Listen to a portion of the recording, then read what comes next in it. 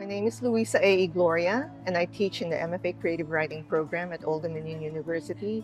I also teach some classes at the Muse Writer Center, which is a nonprofit in Norfolk, Virginia. So I grew up and spent most of my life in Baguio City, which is what I consider my hometown, though I was not born in Baguio. We moved to Baguio from Manila when I was about 2.5 years old, and it's been home for us ever since that time. And my family are Ilocano on both sides. So my father is from San Fernando in La Union. My mother was born in Baguio, but she also has very deep family roots in other parts of La Union, which is still Ilocano country. That's interesting because I think of it as, again, as an Ilocano raised in a household which believed in a lot of the, I'm not going to even say superstitions because it felt so much a part of the way we just lived our daily lives. I was born into a Catholic family. I was baptized Catholic. I was raised Catholic, but I was always conscious of the fact that we, alongside the church rituals or the things we were taught in Catholic school, there was always this side um, current of this deep-rooted belief in a spirit world, which we did not see as separate from what we do in the quote-unquote living world. So the term for spirit in Ilocano is kararwa, which is, I think, related to the Tagalog word kaluluwa, which is sort of the same meaning, spirit or soul. And we do this thing in my family where we make offerings to our ancestors, our departed ancestors, whenever we have, especially when we have a celebratory occasion like somebody's birthday, or you're remembering the birthday of somebody who has passed away, or somebody got a promotion or a new job, or just, Christmas, whatever. We make food offerings to our departed, our ancestor spirits, which we call atang tikararwa. So that's also related to that term for spirit. And atang simply means an offering. So we set aside a little plate full of food, a little bit of drink. And I love the idea that even after you're dead, you don't lose the appetite for life, I guess, and you can cross that supposed divide in order to partake of um, things in the living world that I think are much more definitively separated in other conceptions of death and life. So I feel like in that conception of the spirit world, there are no hard boundaries between what we do in the living world and what we perhaps can only imagine now because we have not really entered that. But I believe that there is a spirit world and that it surrounds us. It's not somewhere vaguely there in a place where we don't know, but um, I feel like it surrounds us in everything that we do. I feel like the spirits are, people talk about their ancestors watching over them, and I think that there's some truth to that. Yeah. I never even thought of that, the idea that, when we leave food out for our Yeah, spirit, for our yeah. ancestors, that they're actually partaking in sort of Yeah, like what it means yeah. to be human, Yeah. alongside us, Yeah, right? yeah. So like they're not just spirits, they actually like have this sort of, they still kind of enjoy the sensory I experience know, of and they eating. sort of keep their Yeah. the idea that they keep their personalities, that we remember what they like the most. So we Right. put out their favorite stuff, not the stuff that they hated, Or right? even cigarettes, right? Right. Yeah. Or liquor. Right, Yeah. yeah. Mhm. Yeah, I lived in Baguio up until I was 30. And at that time, I went to Chicago to start my doctoral program at the University of Illinois in Chicago. At that time, I didn't really know yet that I was going to wind up here for the long haul, as they say. I was on a Fulbright fellowship, and the terms of my fellowship were that I was going to return to render service to my country of origin, which I did at the end of my program. But at the time, different circumstances had changed also. for me in my life, including having to think of taking care of my children and some of my extended family now as a virtually at that time as a single parent with a single income. So I wasn't exactly sure how I was going to do that. But before I left Chicago, I had met and become involved with a man who is now my spouse, and we had gotten engaged before I left for the Philippines. And we were also unsure about what to do about um, how I would manage a return here. And for a while, we were considering the idea of him filing for what is that thing, the fiance visa. Mhm. But we actually didn't have to do that because he saw an ad for a posting at Old Dominion. And it was at that time they were looking for someone to help start initiatives in Filipino-American cultural studies, anything along that nature. And he said, "This sounds like you. Why don't you apply?" And at that time, I was in Manila teaching at De La Salle University, and I was very full of misgiving. I said, "Why would they hire someone from 6,000 miles away?" And he said, "Well, it sounds like something up your alley." So I did, and I did send an application, and much to my surprise, I was one of two finalists who were actually brought in to do the set of final interviews. And to make the long story short, here I am, 27 years later, still teaching at Old Dominion. So it could have turned out much different, but this is the path that led me here.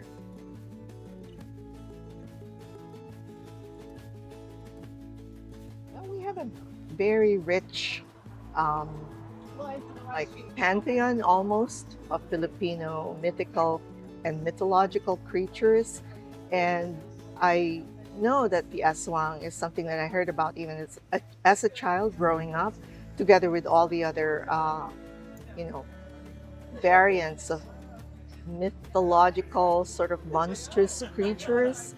Of course, there's also things like the diwatas or the encantadas or sort of like the fairies.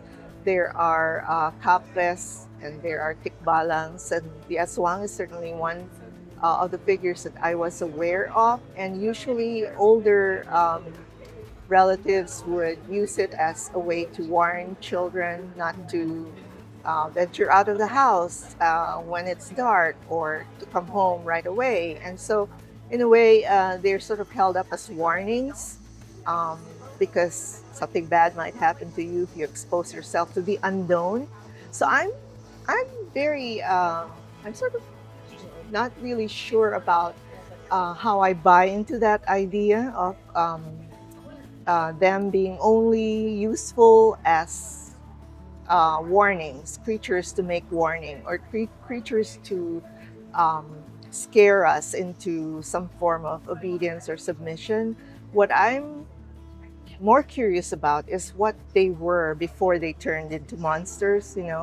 So the aswang is something that we figure almost in terms of, or similar to, the more Western notion of the vampire, but the aswang is not the same as the vampire. I mean, I don't think it necessarily goes out there to drink blood or eat human organs because of the need for immortality. I feel like that's one difference between the aswang and the vampire myths that we have here in the West. There are similarities in that they do seem to enjoy like feasting on human parts or human blood, but I think that that's really just a superficial connection to the vampire stories here. So I see them, in fact, as being immortal already in many ways. Like they never needed to validate that immortality. They've always been there, as far as I remember. And there's never been a time when I've ever heard people say that, oh, the aswang died, or these things went away. And I relate that as someone who has done some scholarship on Philippine history and culture. I relate that to the time in our colonial history when, for instance, the babaylan or the indigenous spirit leaders of our communities were banished to the outskirts with the advent of institutionalized religion, right?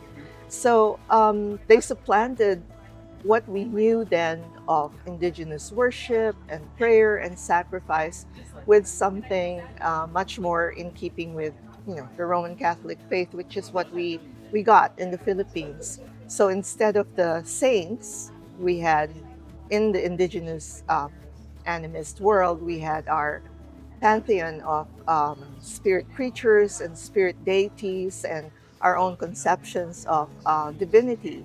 But that was all like taboo by the time that we were given institutionalized religion. So I feel like their conversion, these creatures, their conversion into the form of monstrosity has something to do with the way in which colonization drove out our indigenous systems of belief and turned them into things that were supposed to be demonic in order to validate the new systems that came into place to take their place. So I know that's a kind of long-winded way No, I love of that answer. answering the question.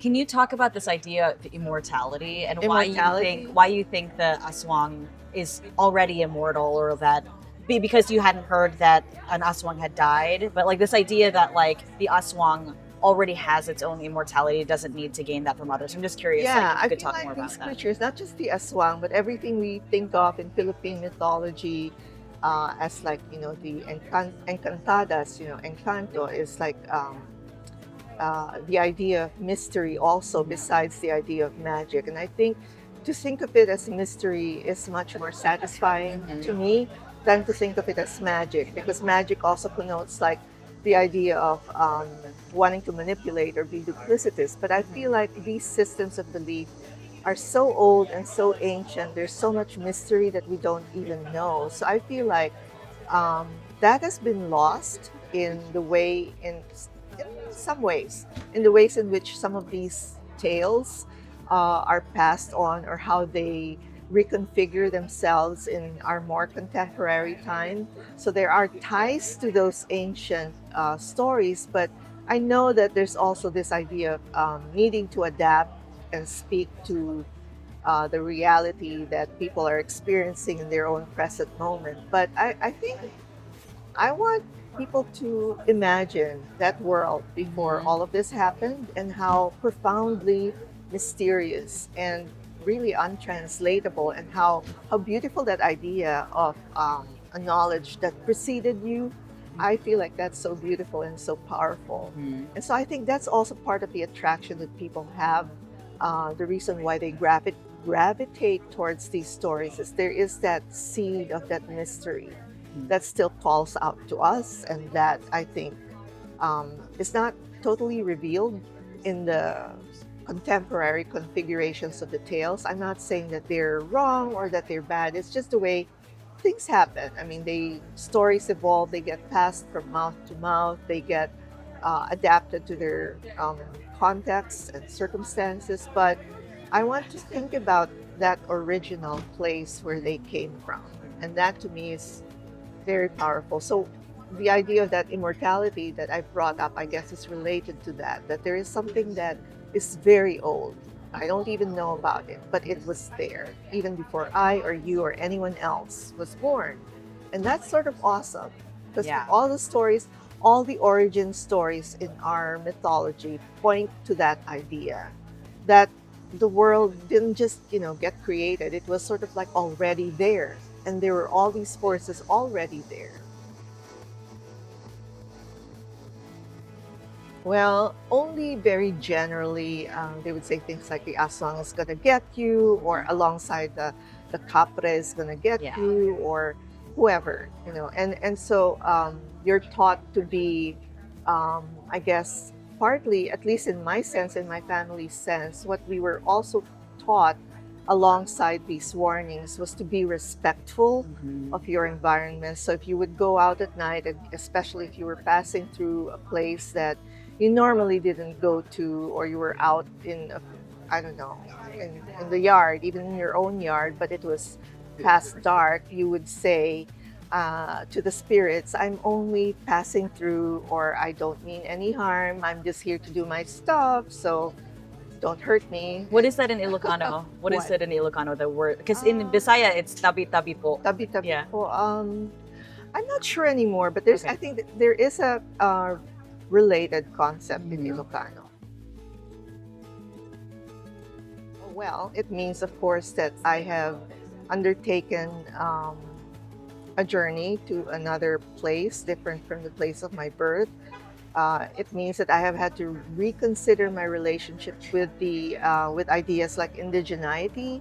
So now people will look at me and say, "Oh, you're originally from, you're indigenous to the Philippines," but I also feel like that's very general and non-specific. Um, I would rather reckon, for instance, my lineage in terms of my family and where they're from. So definitely Ilocano.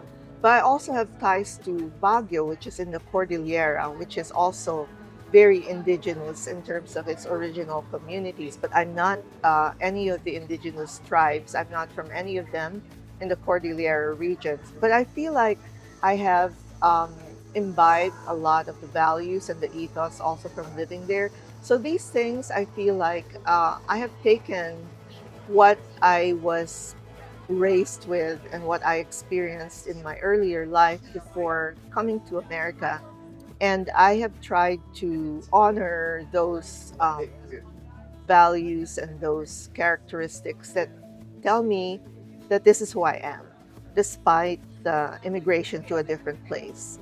And of course, there's all the so called adjustments that you make whenever you move somewhere else and you decide to take up residence there, and you say, you plant your feet and say, okay, I guess this is where I'm going to make a home from now on.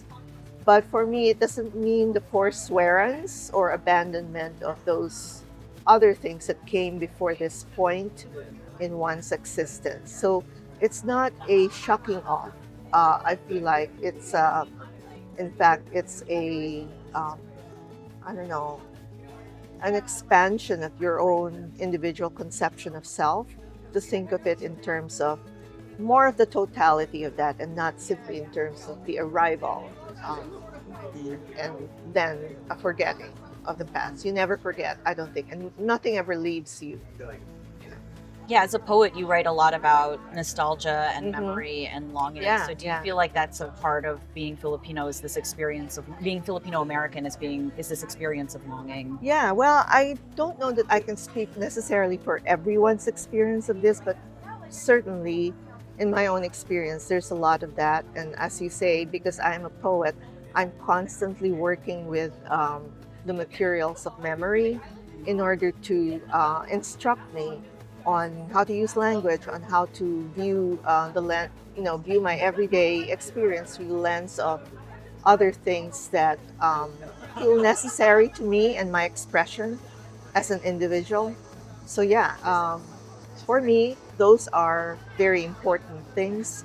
The recognizing that there are feelings of longing and nostalgia that can probably never be completely satisfied because they teach us in school, like in post-colonial studies, like the origin is sort of like a place of irrecoverable return.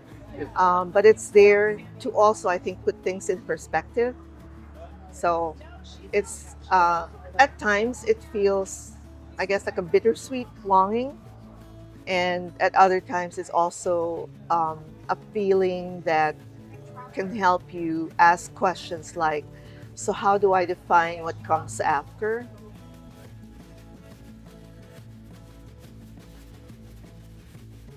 That's a, that's an interesting question. Maybe first of all, because they are spirit, they probably would not need things like visas. Yeah, that's They true. wouldn't. They probably wouldn't need to jump ship, or but I think they would look like ordinary people. But they would be ordinary people with this deep sense of um, their otherworldliness and their sense of I guess, their indigenous sense of things that are part of their power, I guess. Because I think these mythological creatures know what they can do, right?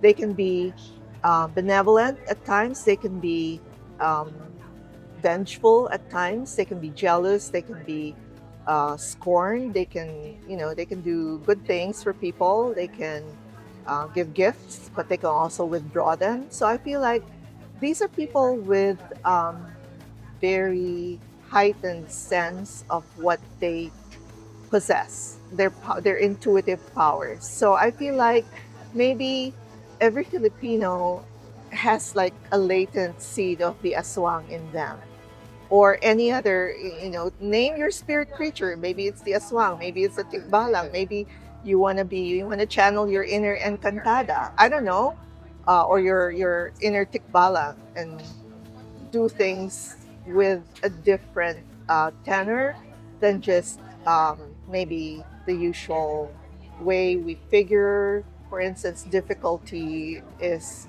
um, to look for ways to solve them.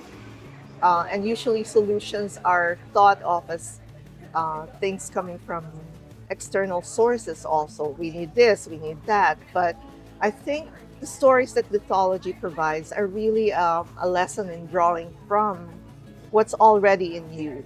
And I think all of us as Filipinos are heir to this kind of intuitive knowledge.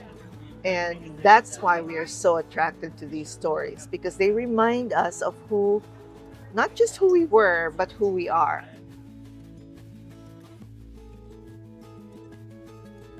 Well, it's hard to almost think about that in these times, right? Mhm. But I feel like what we have going for us is that we have a very deep seated sense of community, or kapwa. We are not, I don't think we've ever been characterized as an individualistic society, where, because we are an archipelago, we have had to rely on small pockets of community. I grew up in a very extended household where no doors were ever really, literally and otherwise closed. And if somebody closed the door, it was almost as if it would prompt immediately um, a concerned query. Is something wrong? Why did you close the door? So people in this sort of relationship of community, uh, I think I would like to see that continue to be the way we define our future.